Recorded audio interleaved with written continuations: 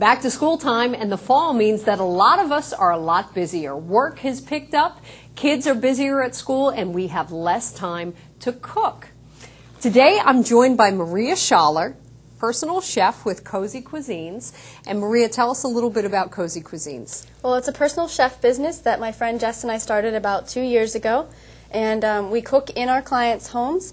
And we work with anyone from someone who has kids with with food allergies, right, to maybe someone who's on a Weight Watchers diet and wants to follow that diet, or someone who just works all day and can't get home in time to make dinner, down to the people that just don't like to cook. So. Right. And for so many of us, especially when we're busy, healthy cooking and cooking in general, but healthy eating are often the first things to go. Absolutely. It's very difficult. Yeah. So today we're going to be talking about soups, because soups are a great way to cook once and eat all week. Yes.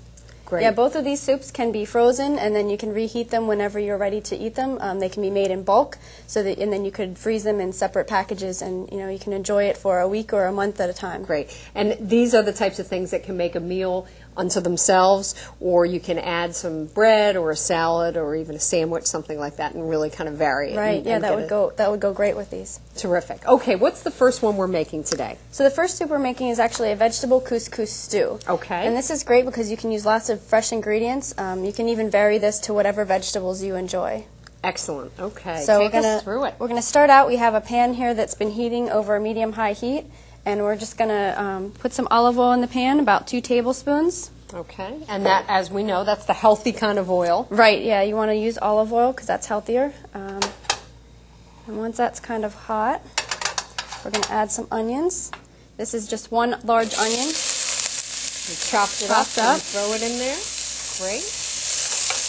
And you want to saute this for a couple minutes so it can get soft. And again, we're talking about like a medium heat. Yes. Okay. And while this is going, we can chop up some of this squash. We have zucchini already chopped here, and we're going to chop the squash the same way. Yellow squash? Yes. Okay. This is good because, especially in this area, this is really plentiful locally. You can buy it at a local. You can buy it at local farms. Absolutely. Great. We'll get this chopped up. How did you come up with this recipe?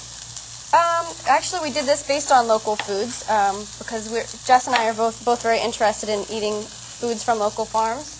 We both belong to CSAs, the Community Supported Agriculture, and these are all ingredients that you can get from local farms. That's terrific.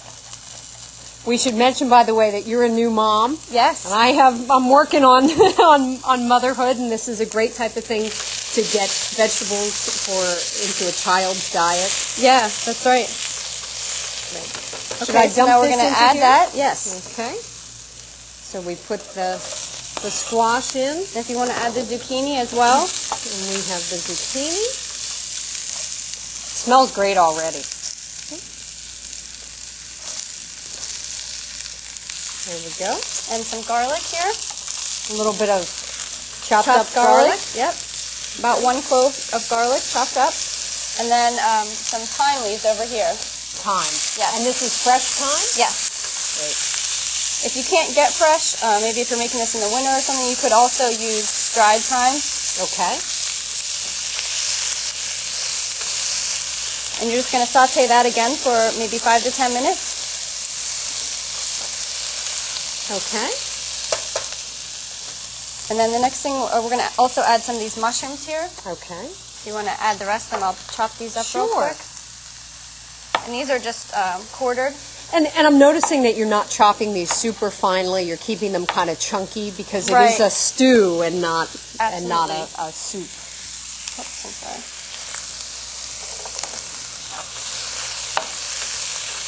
All right. And you said about 5 to 10 minutes for all of this, just till it starts to get a little soft? Just so it gets a little bit soft. You don't want to cook it down too much. Great. All right. Then the next things after that, you're going to add some tomatoes. Now you can either use fresh tomatoes and peel and chop them, or you can use a can of diced tomatoes. Okay. And then we're also going to add the can of chickpeas or garbanzo beans. And beans are great, healthy, lots of good fiber, vitamins and minerals, and some protein as well. Right. Great. And then we're also going to pour in some chicken stock at this point. Okay. And about how much would we be putting in? About 3 cups. So this is a carton of 4 cups, so you're going to put about 3/4 of the carton in. Great. It smells fantastic. Very colorful. Mm-hmm. Okay. And again, you would let this go for another 5 to 10 minutes and just simmering with the chicken broth. Okay. And then when that's done, the last thing you're going to add is some chopped parsley. So we have some here. We're just going to add part of this. We're going to leave a little bit to sprinkle in with the couscous. Okay. So you add about 1/4 cup of parsley. And this is nice because it's a vegetarian meal, but at the same time, because it has the garbanzo beans in it, or the chickpeas, it's got good fiber and good protein. Yeah, that's so true. So it really is complete. And if you are trying to follow a completely vegetarian diet, you could use vegetable stock instead of chicken stock. So that would be one change that you could make. All right. And then we're going to put in about 2 tablespoons of this red wine vinegar. And what does the vinegar do? It just adds a little extra flavor, gives that a little bit of bite to it. Okay. And the last thing is some basil here. We want to tear off a few leaves of basil. Sure. And just kind of tear them into the stew. I love the way everything's fresh, and like you said, it can all be local. Mm-hmm. That's terrific. Okay. And if you notice in grocery stores now, they're starting to label things as homegrown, so you can tell if it came from a farm nearby. Nice. Very nice. Okay. We only have about a minute left. Okay. So if we want to plate some of this up. Sure. And this goes on top of the couscous. Yes. So this is, you can use regular couscous or whole wheat couscous. And again, that can be made with water or with stock. You could use vegetable stock or chicken stock. And there's just some raisins thrown in here. Great. Our next soup while we're doing this is the creamy tomato. Yes. And we have that mostly prepared. And we want to mention that we have all of these recipes on our website already. And it's an easy way to make tomato soup that's going to taste better than what you would get from the can. Right. So we just want to kind of show what this looks like. We would be adding, we only have about 30 seconds left. We would add once we have the base, we add some. Right, you would add some chicken stock, and then you would just add some chives in with it. Okay, we have some chives here. There's here some we here, go. yes. And that's just to give it some color and a little bit of extra flavor.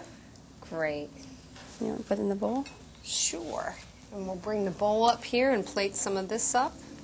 Kids love this, great with a grilled cheese. Yes. Or even just a piece of whole grain bread. Super. That looks delicious. All right. Maria, thank you so much. Again, we want to remind people that these recipes are on our website, and soups are a great way to cook once or twice and have meals throughout the week. Yep. So visit our website for more information. As we move into fall and the kids head back to school, we're often strapped for time to come up with healthy meals. Soup is a great option. We have a vegetable couscous stew that has wonderful sources of protein and whole grains, and a creamy, low-fat tomato soup.